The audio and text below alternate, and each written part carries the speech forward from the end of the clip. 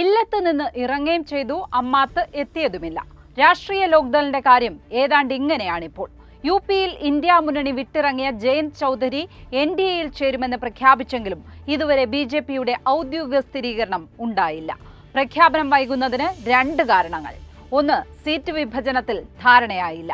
BJP വാഗ്ദാനം ചെയ്തത് 2 ലോക്സഭാ സീറ്റും 1 രാജ്യസഭാ സീറ്റും. പക്ഷേ 2 മണ്ഡലങ്ങൾ കൂടി വേണമെന്ന് ജയന്ത്.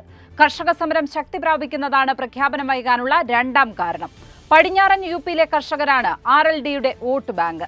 മിനിമം താങ്ങുവില അടക്കം കർഷകരുടെ ആവശ്യങ്ങളെ പിന്തുണയ്ക്കുന്ന ആ പാർട്ടി ഈ ഘട്ടത്തിൽ BJPയോട് കൈകോർക്കുന്നത് അവരുടെ അടിത്തറയിലാക്കും.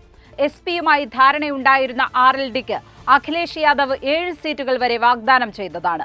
മുൻ പ്രധാനമന്ത്രിയായ മുത്തച്ഛൻ ചരൺ സിംഗിന് ഭാരതരത്ന പ്രഖ്യാപിച്ചതോടെയാണ് ജയന്തിന്റെ മനം മാറ്റം. രാഷ്ട്രീയ സഖ്യങ്ങൾക്ക് സമയം മുഖ്യം ബിഗിലെ.